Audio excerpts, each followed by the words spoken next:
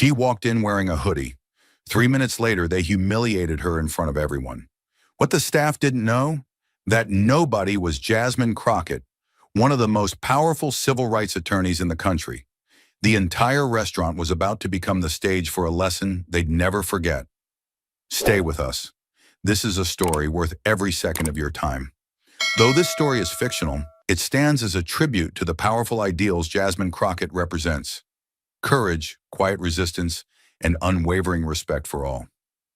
A rainy evening settled over downtown Dallas, the kind that soaked through coats and blurred city lights into streaks of golden gray. Jasmine Crockett stepped out of her car without an umbrella, walking steadily toward L'Atelier, the most elite restaurant in the city. She wore a dark, rain-dampened hoodie, simple black slacks, and flat shoes that splashed lightly on the wet pavement. Her hair was pulled into a no-nonsense bun, and her face was bare. No foundation, no gloss, just the raw, unfiltered look of someone who had spent hours in a courtroom, not a dressing room.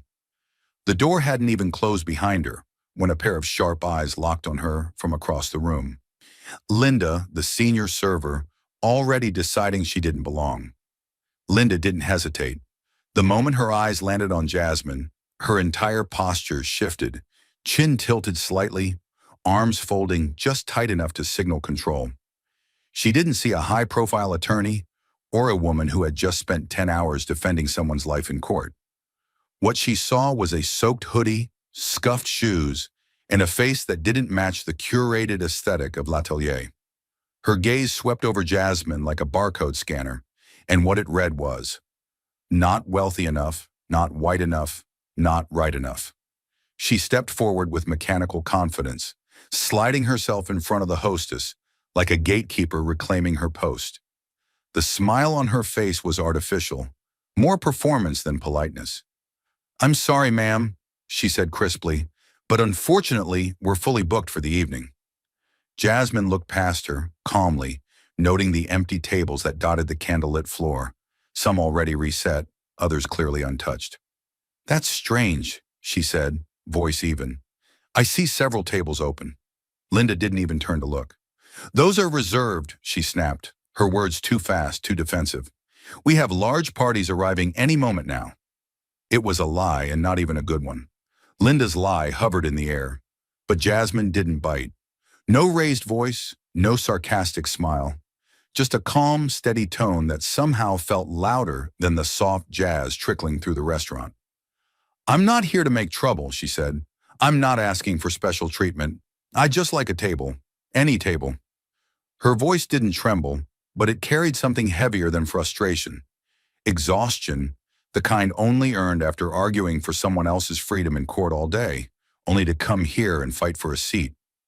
Linda stared at her for a beat too long. There was a flicker of irritation.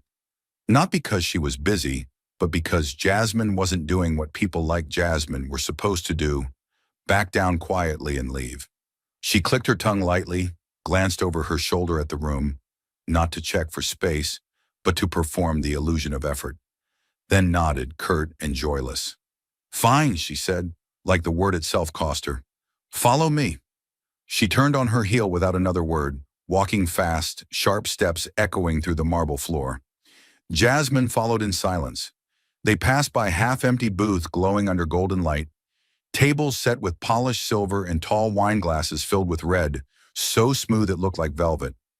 Waiters smiled at other guests, leaning in to explain pairings, topping off water with graceful flicks of the wrist. But none of those tables were for her. Linda didn't even glance at them. Instead, she veered left, out of the soft light and into a narrower hallway, dim and too quiet, where the air no longer smelled like seared lamb and truffle oil, but like ammonia and old tiles. Jasmine didn't say a word. She already knew where this was going. They stopped at a two-top table tucked against the wall, wedged between the restrooms and the kitchen's swinging door. The door opened and shut every 10 seconds, releasing bursts of heat, steam, and the clang of pots. The table was unlit, uninviting, and clearly a place meant to be avoided. Linda set the menu down with a dull thud. "Here you go," she said, voice as flat as the tabletop. "This is what we have." No napkin placed carefully, No pulled-out chair. Just a half-second pause before she turned away without waiting for acknowledgement, already done with her statement. Jasmine stood still, staring at the seat, her jaw tight but her face composed. Her eyes didn't follow Linda. They swept the room once more. The contrast of laughter, soft conversations, and candlelight behind her, versus the noise, the smell, and the subtle rejection surrounding her. She could have refused the table, could have walked out, demanded to see the manager, posted the experience online in real time, but she didn't. With quiet defiance, she pulled out the chair herself and sat down, slow and deliberate. It wasn't a table anymore.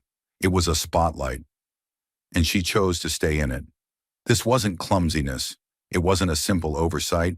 It was intentional, and it was rehearsed. 1,000 versions of Linda had done this before, to people who looked tired, dressed differently, didn't fit the mold. The only difference was, this time, the person in the hoodie was watching everything and forgetting nothing. The menu was thick and heavy, wrapped in soft leather with gold-embossed lettering. Jasmine opened it calmly, letting her eyes move slowly across each page as the distant chatter of the dining room buzzed like white noise around her. Linda stood across the table, arms crossed loosely over her notepad, fingers tapping the pen with rehearsed disinterest. She hadn't offered a smile, not even a pretense of hospitality. In her eyes, this was a formality, a box to check before the inevitable embarrassment unfolded. But Jasmine gave her nothing. No uncertainty, no hesitation, no apology. After a moment of silence, Jasmine looked up, eyes clear and focused, and said, "I'll have the A5 Japanese Wagyu, medium rare."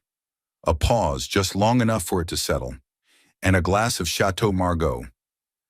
The 2015, for a split second, Linda froze. A muscle jumped in her jaw. The shift was subtle, but it was there. A short, involuntary laugh escaped her lips, as if she couldn't help herself. "The Wagyu," she echoed, eyebrows rising. "And the Margaux?" She emphasized each syllable like she was sounding out a foreign language for someone unfamiliar. "Just making sure," she said, flipping her notepad open. "The Wagyu entree is $310, and the wine is $120 a glass." Her voice was neutral, but it was too careful, too pronounced.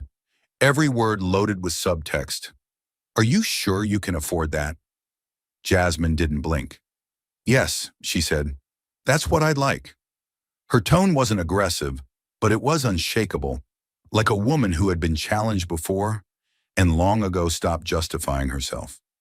Linda clicked her pen once, writing the order down in exaggerated strokes, then glanced up again. "Well," she said, "it's a very rich cut, not to everyone's taste."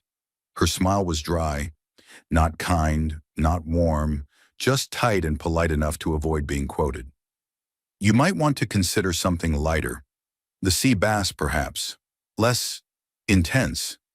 She said intense, like it meant overwhelming, like she was doing Jasmine a favor by guiding her back to something safer, simpler, cheaper. But Jasmine only leaned back slightly in her chair, the dim light catching on the raindrops still clinging to her sleeve. "I've had it before," she replied evenly. "I'll stick with the Wagyu." The answer was soft, but it landed with weight. Linda's eyes narrowed for a heartbeat, then she smiled, this time visibly forced, and closed her notepad with a snap. "Very well," she said. "Let's hope the kitchen does it justice." The dig was subtle, but it was there. "If you even know what justice tastes like." She turned without waiting for a response, her heels striking the tile floor like punctuation. As she walked away, Jasmine watched her go, not with anger, but with the practiced awareness of a woman who had spent her life in rooms full of people who underestimated her. She could feel the eyes from two nearby tables, one couple whispering behind raised wine glasses, another man pausing mid-bite as if unsure whether he was watching a quiet act of rebellion or a slow-burn confrontation in progress. But Jasmine didn't move. She didn't shrink. She gently folded the menu, placed it beside her water glass, and looked down at the table in front of her. At the flickering candle, the cloth napkin, the empty plate that would soon carry the most expensive dish on the menu. She didn't just claim the meal, She claimed the space, and in a room built to push people like her to the edges, that act alone was revolutionary. From her table tucked in the shadow of the kitchen doors, Jasmine remained still, composed, but fully aware that every decision made around her had been deliberate. The noise from the back, the clatter of pots, the shouts from line cooks, bled into her space like static, swallowing the gentle music that filled the rest of the restaurant. She wasn't in a corner. She was in a different world, just a few feet away.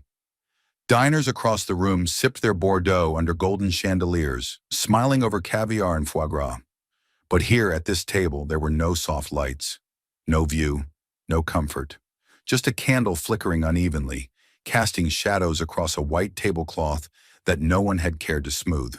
And someone noticed. He'd been watching since Jasmine walked in.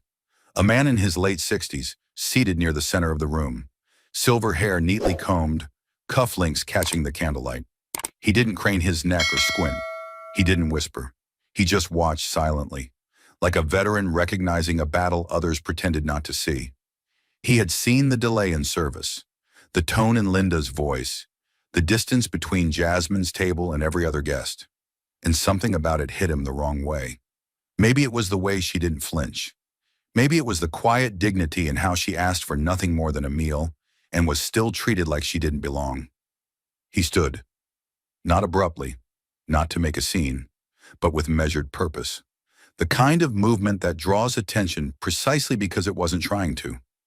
Glass in hand, he stepped through the dining room with the quiet weight of someone used to commanding a room without raising his voice. When he reached her table, he paused, not looming, not pitying, just present. "Excuse me," he said, his voice low, steady, every syllable chosen with care. "I couldn't help but notice you've been seated somewhere less than appropriate." His eyes scanned the corridor behind her, the restroom sign, the swinging door, the stain on the floor tile no one had cleaned. "My table's open, if you'd prefer.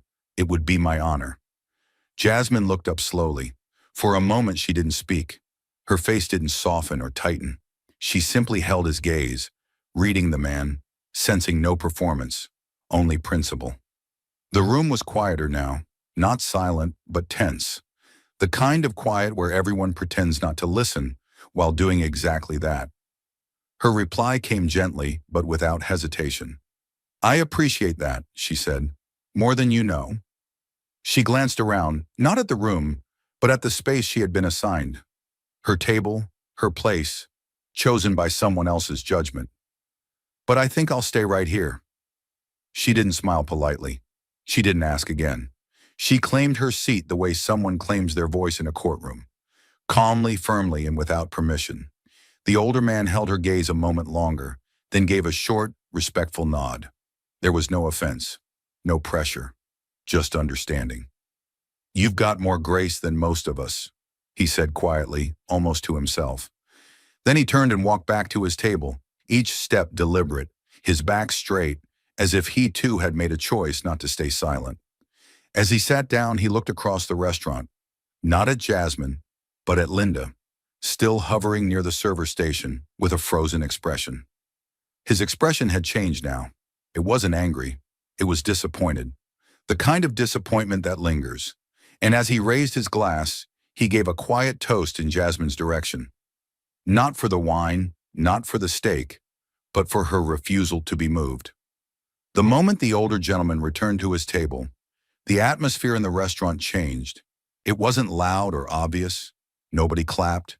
Nobody gasped. But the silence was different now. People still talked. Forks still scraped against plates. But the air felt heavier, more aware. Jasmine didn't look around. She didn't shift in her seat. She simply picked up her fork again, cut a small piece of the wagyu, and placed it on her tongue as if she were alone in the room. She chewed slowly, intentionally, taking her time, not because she wanted to savor the food, but because she refused to be rushed, refused to be pushed out. She knew exactly what was happening and what kind of place she had walked into. And even now, sitting in the worst seat in the house, she would not let anyone see her flinch. Linda returned just as Jasmine was taking her second bite. Her walk was slower now, deliberate, with the kind of forced calm that hides frustration. Her smile looked polite, but anyone paying attention would have seen the tension in her jaw. She stopped beside Jasmine's table and tilted her head slightly. "How's everything?" she asked, the tone too sweet, too rehearsed. Jasmine looked up briefly, met her eyes, and responded with a simple, "Very good, thank you." That should have been enough, but Linda didn't leave. She lingered, arms crossed behind her back, eyes scanning the plate. "The Wagyu is, quite a choice," she said, her voice light but not warm. "Very rich, very intense." She chuckled softly like she was making an inside joke only she understood. "Not something everyone can handle." Jasmine didn't answer right away. She calmly lifted her wineglass, took a slow sip, and set it down gently on the white linen tablecloth. "It's exactly what I wanted," she said, her tone even, steady. Linda's smile tightened. She nodded once as if checking a box, then added, "We've had people send it back before. Sometimes it's too fatty, too overwhelming." She didn't say it out loud, but the suggestion was clear. "You probably won't finish it. You probably can't afford it. You probably ordered it just to make a point." Jasmine looked at her silent, not angry, not amused, just still. A couple sitting nearby exchanged a glance. The woman leaned in slightly and whispered something to her partner. He turned his head slowly, pretending to look toward the kitchen, but his eyes paused on Jasmine's table. A man sitting at the bar looked up from his phone and stared openly, no longer pretending not to watch. But Linda didn't see any of it. Or maybe she did and didn't care. She leaned forward slightly, lowering her voice like she was sharing a secret. "If you prefer something lighter, we have an excellent halibut dish. Or the filet mignon. It's simpler." Jasmine finally set down her fork. She didn't raise her voice. She didn't use harsh words. She just looked at Linda with the calm of someone who had been through worse and learned exactly when silence speaks loudest. "I'll stick with the Wagyu," she said, "but thank you." That moment held longer than it should have. Linda opened her mouth as if to say something else, then seemed to think better of it. She gave a short, almost dismissive nod and walked away. Her posture was stiffer now, her pace quicker, and that's when it really changed. The room didn't fall silent, but the conversations around Jasmine started to shift. A woman in a red dress sitting 2 tables over set her fork down and stared toward the server station. A man near the window leaned slightly in his seat, his expression suddenly alert. People weren't just watching Jasmine anymore. They were watching Linda. The injustice wasn't loud, it wasn't dramatic, but it was clear. Jasmine picked up her fork again and kept eating, bite by bite, each motion smooth and deliberate. The noise of the kitchen door swinging behind her, the faint buzz from the flickering light above, the chatter from the other diners. It was all there, but it no longer mattered. Her focus stayed where it had been since she walked in, centered, unshaken. Linda reappeared once more to refill the water glass. She didn't say anything this time. She just leaned over, poured quickly, and turned away. But her movements were tense, sharper than before. Across the room, the older gentleman who had offered his table raised his glass again in Jasmine's direction. Not dramatically, not to draw attention, just a small, respectful gesture. Jasmine noticed. She offered a slight nod in return. Another couple whispered to their server. Their eyes darted toward Jasmine's table, then back to their menus. The server nodded, face tight, and walked off quickly. Linda stood behind the bar now, arms folded, watching Jasmine from a distance. Her face was harder to read. Maybe she realized she'd gone too far. Maybe she didn't care. Maybe she wasn't used to someone staying calm when they were supposed to crack. But Jasmine didn't crack. She finished her steak slowly, sipping the wine between each bite, like time itself had no control over her. She wasn't performing. She wasn't trying to prove anything. She was simply refusing to be diminished. And that, more than anything, was what unsettled everyone. By now, the energy in the restaurant had shifted completely. What started as whispers at 1 or 2 tables had spread like a slow-moving wave. Servers leaned in closer when guests beckoned them, nodding quickly before slipping off behind the scenes. People weren't just annoyed anymore. They were disturbed. Even those who hadn't seen what happened from the beginning could feel it. Something unfair had taken place, and the silence that followed was too heavy to ignore. Eventually, enough had been said that no manager in any fine dining establishment could afford to remain out of sight, and so the curtain near the rear hallway parted. The manager stepped out with a calm, professional air, his suit crisp, his shoulders square. He had the look of someone used to controlling the tone of a room, someone who solved problems with firm handshakes and quiet apologies. As he moved toward the center of the dining room, his eyes scanned the floor quickly, trying to read the room. He noticed the unease, the unnatural stillness at certain tables, the eyes flicking toward a single corner of the space. And then he saw her. At first, all he registered was the table placement, the far back, right next to the swinging kitchen door, where the lights flickered and the scent of bleach crept into the air. It was clearly a mistake. A guest should never be seated there unless the dining room was completely full. And tonight, it wasn't. But the moment he saw Jasmine Crockett's face, he stopped walking. Recognition hit him like a punch to the chest. Jasmine Crockett. He had seen her name more than once. Not on guest lists, but on court dockets and television screens. She was the attorney who had challenged unconstitutional policing in Texas. The woman who had stood in front of a federal panel and argued with such calm force that the room fell silent. A name connected with justice, progress, power. Someone who had built her reputation not through wealth or fame, but through the clarity of her words and the strength of her convictions. And now, she was here, in his restaurant, in the worst seat in the house. A cold realization settled in his stomach. He didn't need to ask what happened. He didn't need to know what was said or how it was said. The very fact that she had been seated there, dressed simply, unrecognized, told him everything. Someone had judged her by her appearance. Someone had made a decision based on the surface. And now the consequences of that mistake were staring him straight in the face. He exhaled slowly and continued walking, this time with a different posture.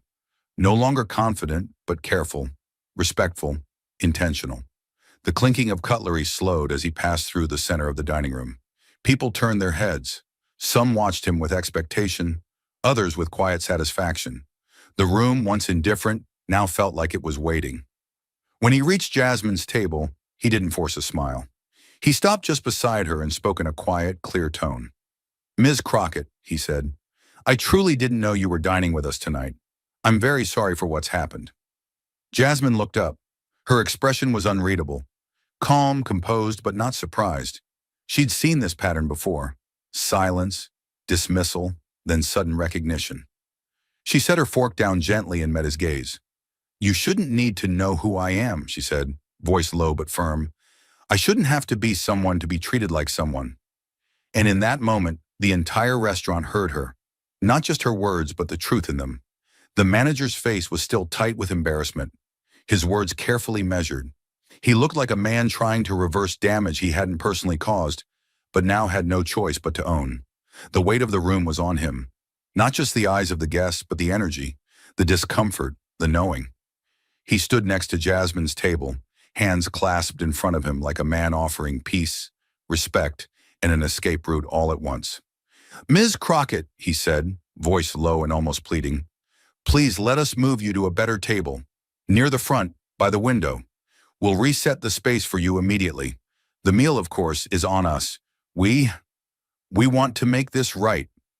The words hung there, almost desperate in tone. A few diners shifted in their seats. Some looked at Jasmine, waiting for her to accept. Others looked down, quietly hoping she wouldn't. Because by now, everyone understood this wasn't just about a chair, or a view, or a free dinner. It was about something larger. And Jasmine, still seated in the same uncomfortable chair, next to the kitchen door, beneath the flickering light, had understood that from the moment she was shown to the table.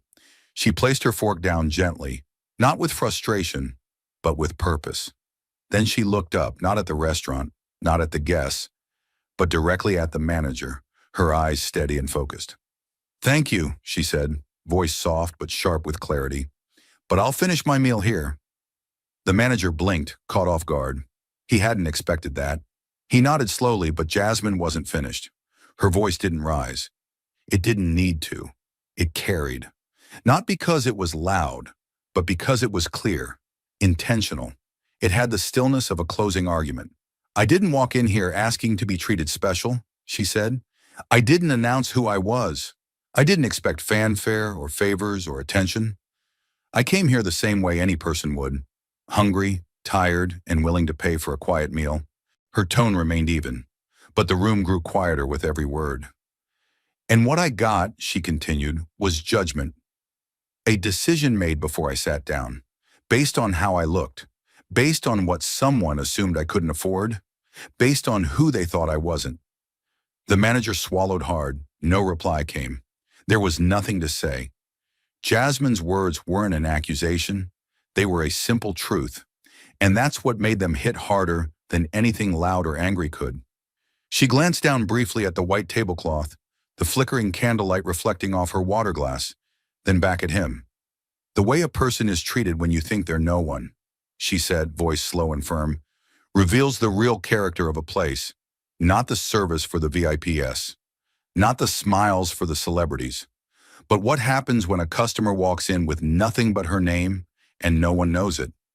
A few people at nearby tables had put down their forks entirely. A woman in her 50s dabbed at her eye with a cloth napkin. A man near the back shook his head, jaw clenched. I'm not moving, Jasmine finished, because this isn't just about me. It's about everyone who walks through those doors and gets judged the same way. And I want you to remember what this moment looked like. Not when you recognized my name, but when you didn't. She sat back, calm as ever. Not defiant, not victorious, just present, whole, refusing to be erased by politeness after being dismissed by prejudice. The manager nodded, slowly, heavily. His shoulders dropped slightly, as if the truth had reached his core. Yes, ma'am, he said quietly. You're right, and I'm deeply sorry. Jasmine said nothing in response. She didn't need to. The silence around them said enough. In that moment, it was clear. No better table could restore what had already been lost, and no apology could undo what had already been seen. The restaurant had returned to its rhythm, but the room hadn't forgotten. Guests filtered out with quiet nods and half-hearted smiles. They looked back more than once, not at the chandeliers, not at the valet, at that table by the kitchen, the one no one would ever forget again. Jasmine stayed until the dining room was empty. When the last chair had been tucked in and the lights dimmed to a softer glow, the manager gathered the entire staff in the main hall, just as she had asked. Servers stood beside bussers. Line cooks leaned against counters in their aprons. Even Linda was there, her hands clasped tightly in front of her, eyes fixed on the floor. No one spoke. No one dared. And then Jasmine walked in. She didn't raise her voice. She didn't command attention. She didn't have to. The room stilled the moment she stepped forward, still dressed in that same rain-damp hoodie, the same clothes that had once made her invisible. Now she stood at the center of the space like a courtroom she'd taken command of 1,000 times before. Her presence had shifted from quiet to undeniable. She looked around, meeting eyes where she could, letting the silence stretch just long enough for people to feel it. Not as pressure, but as reflection. I didn't come here tonight to teach a lesson, she began. I came here to eat. Her voice was low, but it carried. Every word landed clean, sharp. But what happened at that table, she said, wasn't new to me. It wasn't shocking. It wasn't even surprising. It was familiar. Too familiar. The staff stood silent, eyes on her. Some stiff, some ashamed. A few already blinking back something heavier. Jasmine took a breath and continued. I grew up in South Oak Cliff, she said. Not the part on real estate brochures. The part people cross the street to avoid. My mom worked nights. My dad left early. We didn't have much, but we had dignity. We were raised to sit up straight, speak clearly, and treat everyone, like they mattered. She paused, her gaze shifting toward Linda for the briefest moment before returning to the group. I was 9 the first time someone told me I didn't belong. It was a diner just off I-45. Nothing fancy. Vinyl booths, fluorescent lights. I had 5 crumpled dollars in my hand and a craving for pancakes. But when I walked in, the waitress looked me over, then pointed to the sign and said, "We're closed." She let that hang for a second. The place was half full.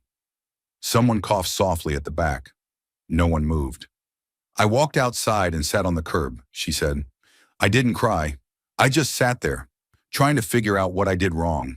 What part of me made her lie? My clothes, my hair, my skin. Her voice never cracked. It didn't need to.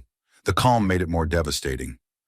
And I remember thinking, maybe if I dressed differently next time, maybe if I spoke better, maybe if I had a parent with me. I didn't know it then, but I was already learning a rule that too many people live by.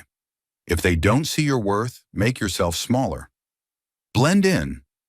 Avoid the spotlight. Don't make it worse.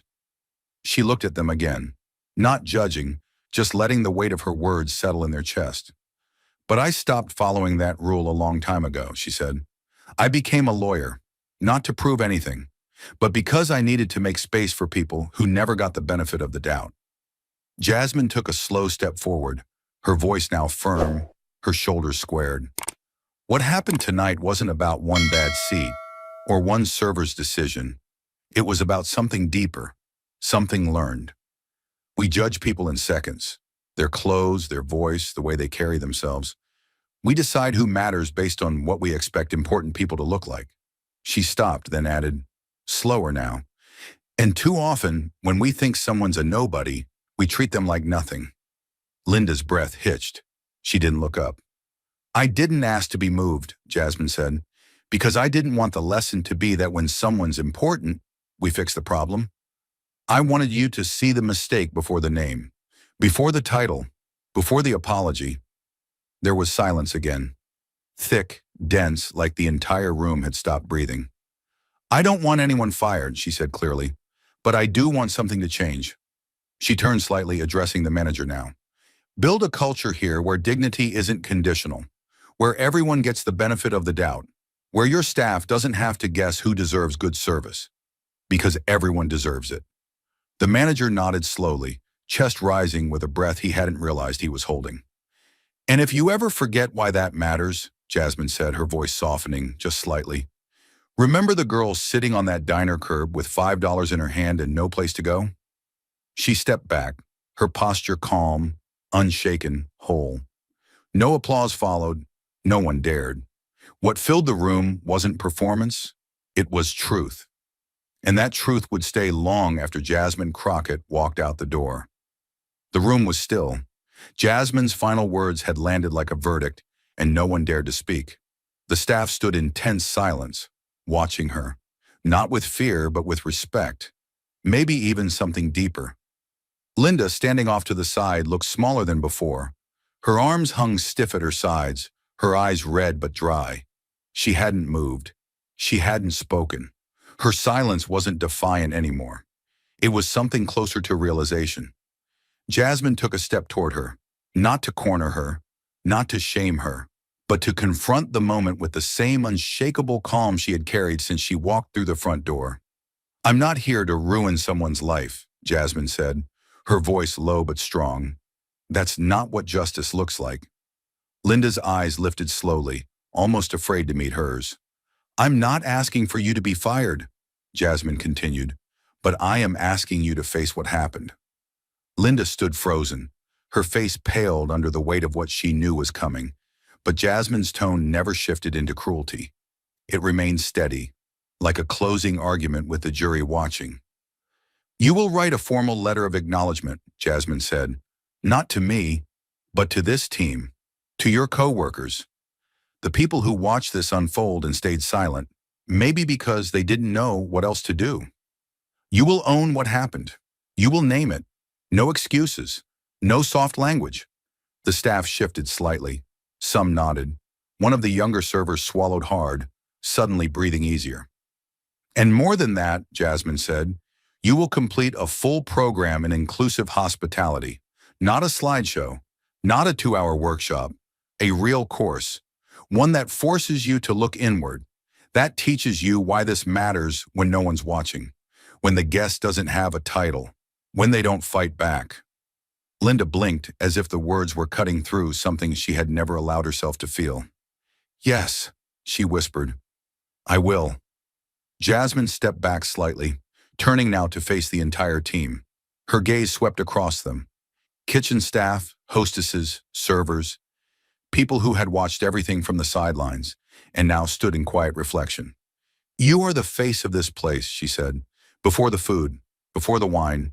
You, your words, your posture, your tone. You decide whether someone feels welcome or warned. Dignity is not something that gets handed out only when it's convenient. It should be baked into every gesture." No one moved, no one interrupted. The weight of her words clung to the air like truth that had long been ignored. "I don't want you to remember my name tonight," Jasmine continued. "I want you to remember how easy it was to decide I didn't matter, and how wrong that decision was." Linda looked down, her shoulders slowly rising as she inhaled the hardest breath of her life. Jasmine didn't offer comfort. She didn't soften the blow. She offered something harder, the chance to do better. "I hope you take it," she said finally, "because the next guest may not speak up. They may just carry that wound with them, and they'll remember not the restaurant, not the food, but the feeling that they were invisible." With that, Jasmine turned and walked toward the door. No dramatics, no applause, just the sound of quiet footsteps on polished floors. She didn't look back. She didn't need to, because the room behind her wasn't the same anymore, and neither were the people inside it.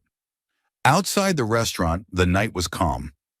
Jasmine walked into the darkness without ceremony, without cameras, without applause. Just the echo of her own footsteps on the wet pavement and the quiet hum of a city that had no idea what had just happened behind the glass. She didn't check her phone. She didn't speak. Her silence wasn't emptiness. It was intention. Inside, the staff still stood frozen, the weight of her words heavy in their chest. But outside, the world hadn't heard yet. That wouldn't last long. At a nearby table, a guest who had witnessed the entire night, start to finish, posted a single sentence on Twitter before paying the bill. "A woman walked into a five-star restaurant tonight, was treated like a nobody, and left as the most powerful person in the room." Underneath, they added a short video. 24 seconds of Jasmine standing before the staff saying calmly, "The way someone treats a guest they think is no one. That's who they really are. No filter, no edits, just raw truth." By morning, it had more than 2 million views. News outlets picked it up like dry grass catching flame. Civil rights attorney shamed at elite restaurant responds with grace. The viral moment that exposed everyday bias in luxury spaces. Who is Jasmine Crockett, and why her silence speaks louder than outrage? Blogs dissected her tone. Podcasts analyzed her posture. Comment sections filled with praise, anger, confession. Some recounted their own moments of being dismissed, overlooked, humiliated for not looking the part. Others admitted they had been on the other side of that exchange, silently complicit or worse. One user wrote, "I've been that server. I've looked at people and decided they didn't matter. I'm done with that. She changed me." Another said, "We keep waiting for kindness to shout, but it's the quiet kind that cracks the walls." The restaurant, L'Atelier, posted a statement by noon, a formal apology to Jasmine Crockett, and a public announcement that all staff would undergo inclusive hospitality training immediately. But the damage and the awakening had already begun. Jasmine hadn't said a word online, no posts, no selfies, no hashtags. She didn't need to, because the world was speaking for her now. In classrooms, teachers played her speech to students during morning homeroom. In corporate training sessions, HR reps cited her as a case study in dignity, professionalism, and emotional leadership. Law students watched the video in ethics lectures, not because she won a case, but because she embodied the verdict without ever going to court. She hadn't raised her voice once, but her presence had shaken the foundation of an industry built on assumptions.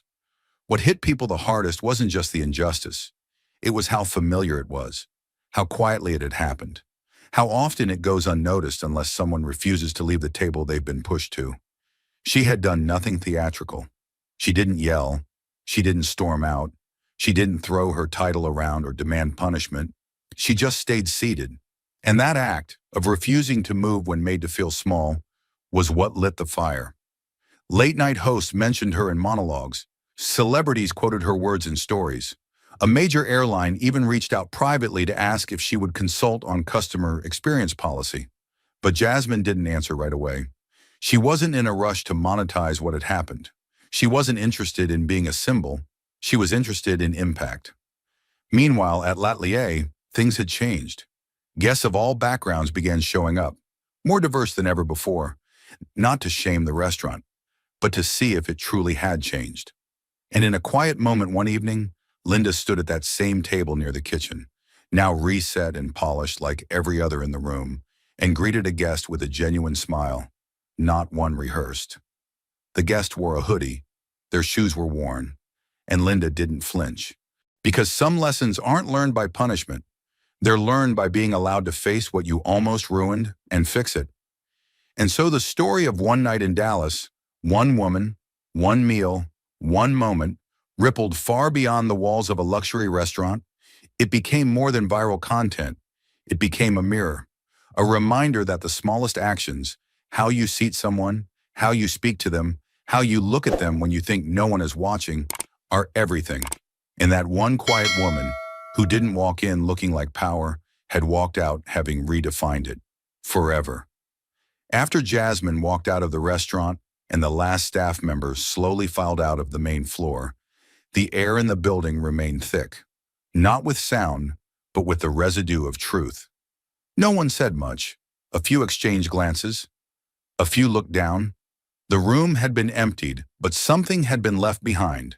A feeling they couldn't name, but couldn't ignore. Linda didn't leave with the others. She slipped quietly into the back, past the kitchen, past the dry storage, and into the narrow, dimly lit staff locker room. The noise of the restaurant faded behind the thick door. In here, the air was still, cold. The fluorescent light above flickered slightly, just like the one over Jasmine's table earlier that night, as if the building itself remembered. Linda sat down slowly on the wooden bench beside her locker. Her hands were shaking. She tried to unbutton her uniform vest, but her fingers couldn't seem to follow the command. And then, without warning, the tears came.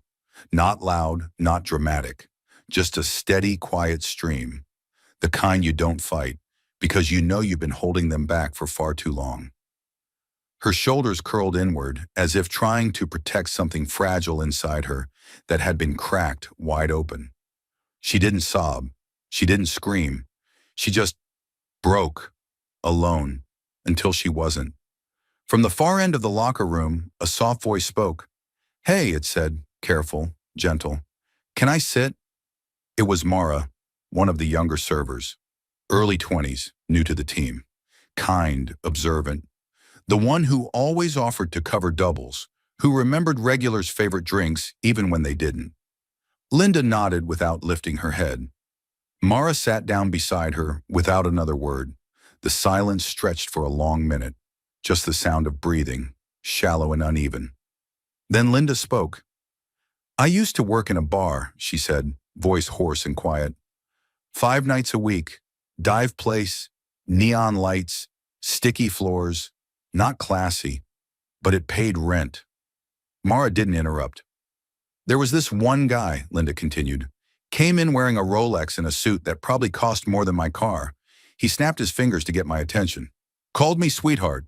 Laughed when I mispronounced the wine label. Told his friend I was exactly what you'd expect in a place like this." Her jaw tightened, and I smiled. I smiled and nodded and poured his drink like it didn't matter. But it did. It stuck. She looked down at her hands. And I promised myself I would never let someone make me feel like that again. Never. Mara finally spoke. Her voice was soft. "So you built walls?" Linda nodded. With sarcasm, with control, with judgment. Another pause. "I told myself it wasn't personal," she said, "that it was protection, that I was just reading people fast. But tonight, Jasmine wasn't rude. She wasn't loud. She wasn't even asking for anything. And I saw her and I decided she was trouble. Just like that." Her voice cracked. "I profiled her, Mara. I did exactly what that man did to me.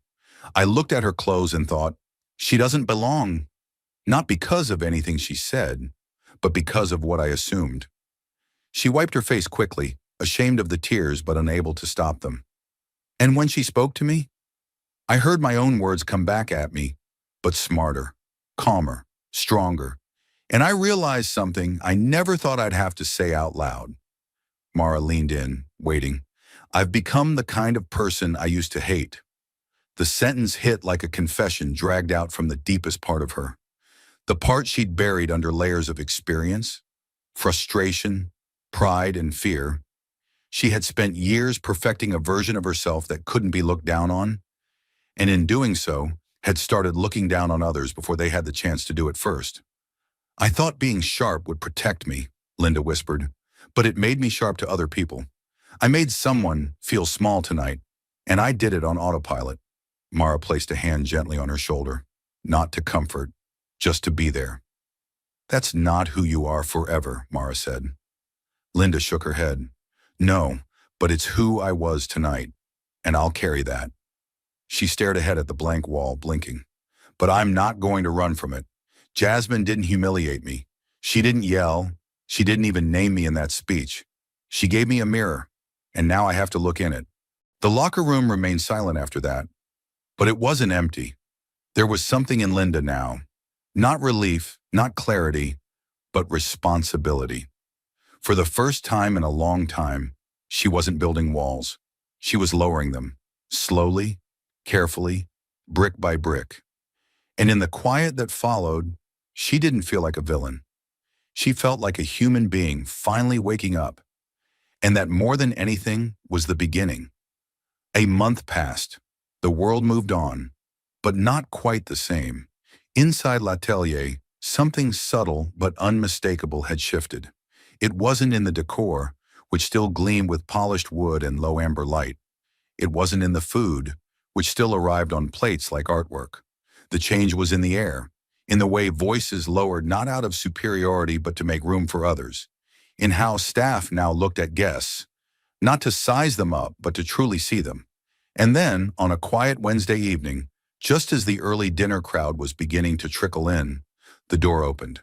No announcement, no reservation. Just the soft creak of the brass handle and the sound of footsteps across marble. She wore the same dark hoodie. Her shoes were still plain, hair tied back, no makeup, no entourage, no fanfare. Jasmine Crockett had returned. The hostess stand was momentarily empty. A server passed by, not recognizing her, then paused, not from shock, but from recognition, not of fame, but of presence. He said nothing, simply gave a polite nod and moved toward the back. Linda appeared from the hallway a second later. She was in uniform, crisp and neat, hair pulled back in a tight, elegant bun, a pen tucked into the edge of her apron pocket. Calm, prepared, but not performative. When she saw Jasmine standing there, her breath caught, not in fear but in focus. And then she smiled. Not the strained, tight-lipped kind of a person trying to suppress judgment. It was full, genuine, open. "Good evening," she said, her voice clear and steady. "Welcome back." Jasmine tilted her head slightly, just a trace of surprise in her eyes.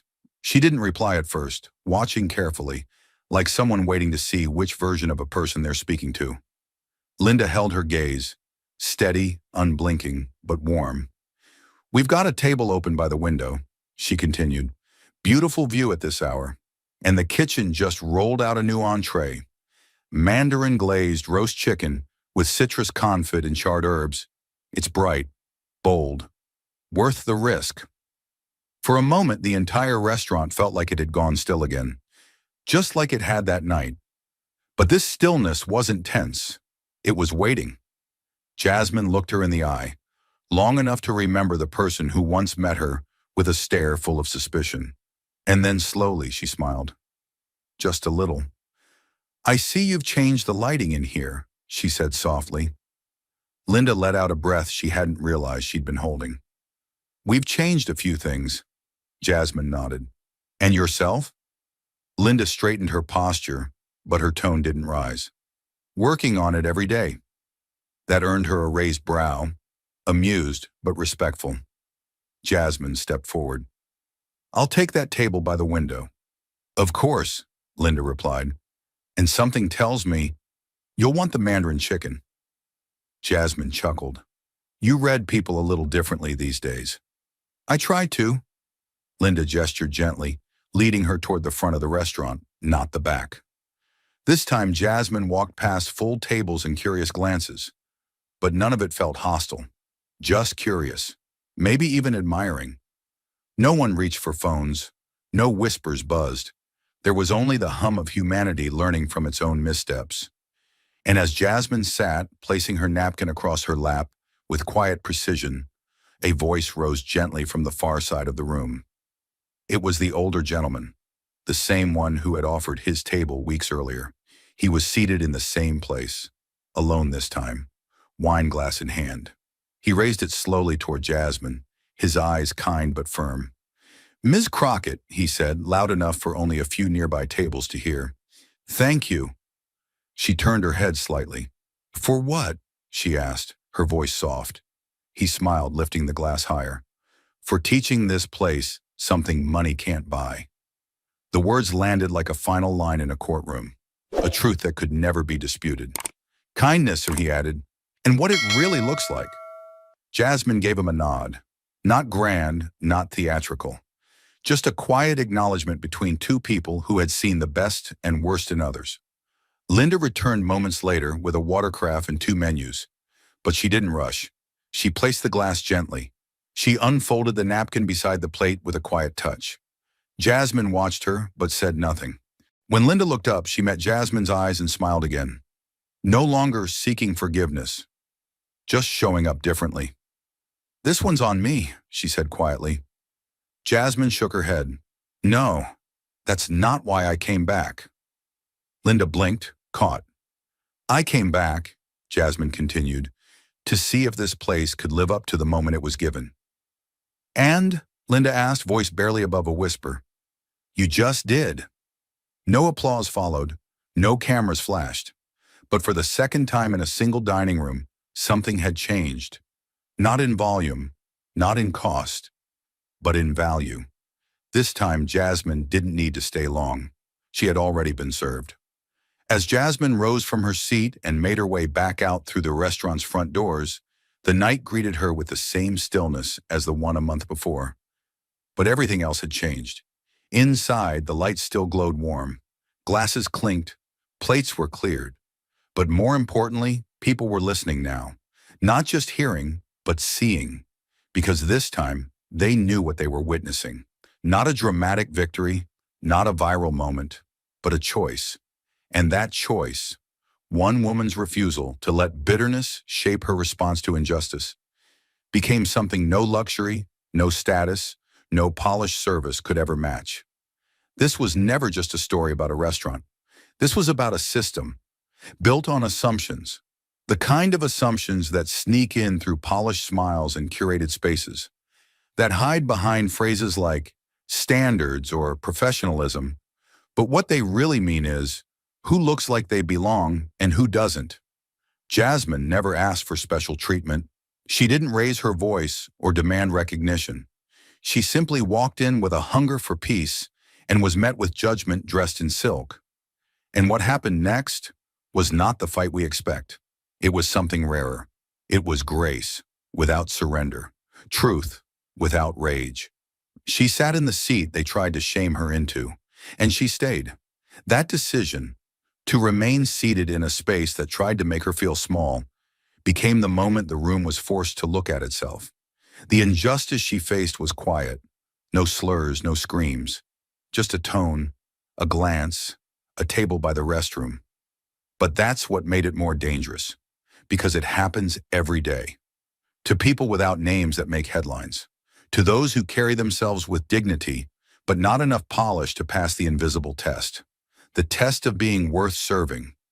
What Jasmine showed the world, and especially the people in that room, is that the deepest kind of respect is owed not to titles, but to humanity.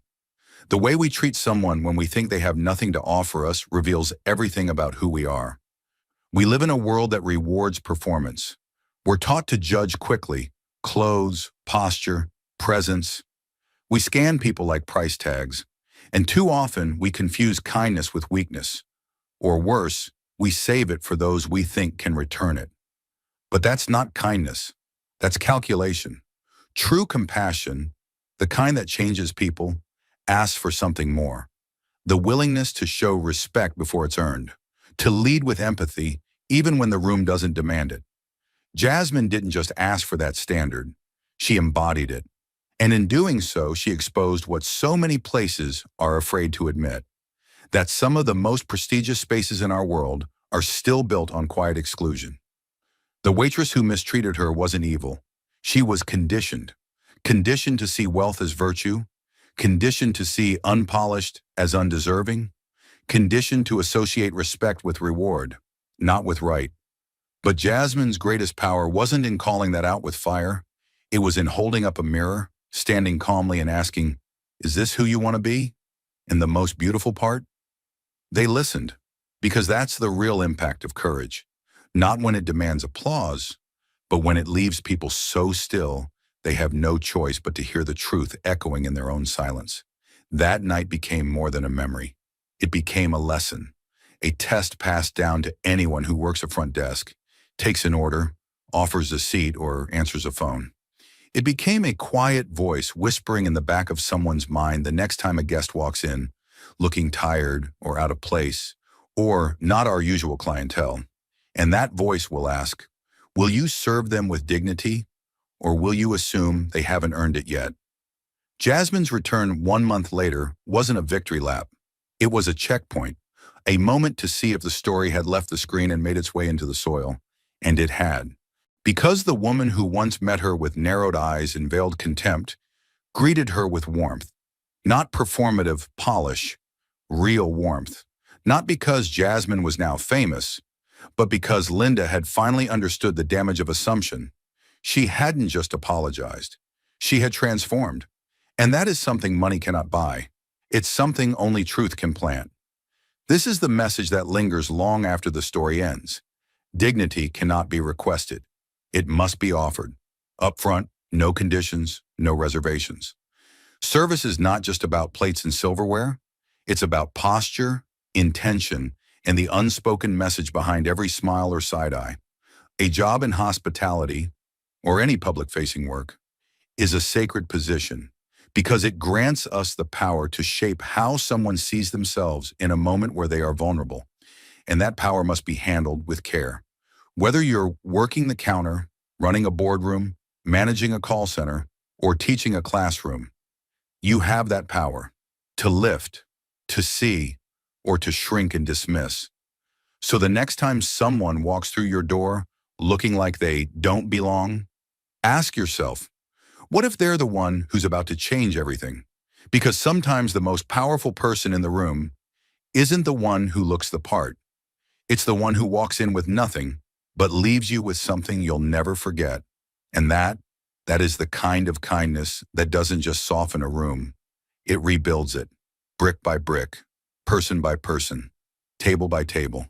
So now that you've heard the story, seen it unfold like a quiet battle behind the walls of fine dining and flawless etiquette, the question becomes, what will you do the next time it's your turn? Because make no mistake, you will have a turn. Maybe not in a luxury restaurant, maybe not with someone like Jasmine Crockett, but you will face a moment where you'll have to decide, do I lead with assumption or with humanity? Do I size someone up by what they wear, how they speak, where they sit? Or do I choose to look deeper, even when no one's watching? These aren't just grand gestures. They're small decisions, a tone of voice, a second of eye contact, the difference between seating someone near the restroom or by the window. These are the choices that build a culture, not just in restaurants, but in hospitals, classrooms, boardrooms, offices, airports, and front porches. And the truth is, injustice doesn't always wear a uniform. Sometimes it comes dressed in politeness, in silence, in the absence of welcome. So this is your moment now, to reflect, to adjust, and to act. Whether you're a manager, a server, a customer, or just a stranger passing by, you hold the power to shape how someone feels about themselves, even for just a second. And that second might stay with them forever. Let that second be one of dignity, one of warmth, one of seeing, not judging. Because the next Jasmine you meet won't announce herself. She'll walk in quietly, sit where you place her, and leave with a memory you helped create, make sure it's the kind of memory the world could learn from. The world doesn't need more polished service. It needs more courageous kindness. And it starts with you, right here, right now. Thank you for watching until this moment and for standing with us on this journey for justice. Your support means everything. Like, subscribe, and turn on notifications so you never miss what's next. And we'd love to hear your thoughts. Leave a comment below and let us know what moved you most in this story. Together, our voices make a difference.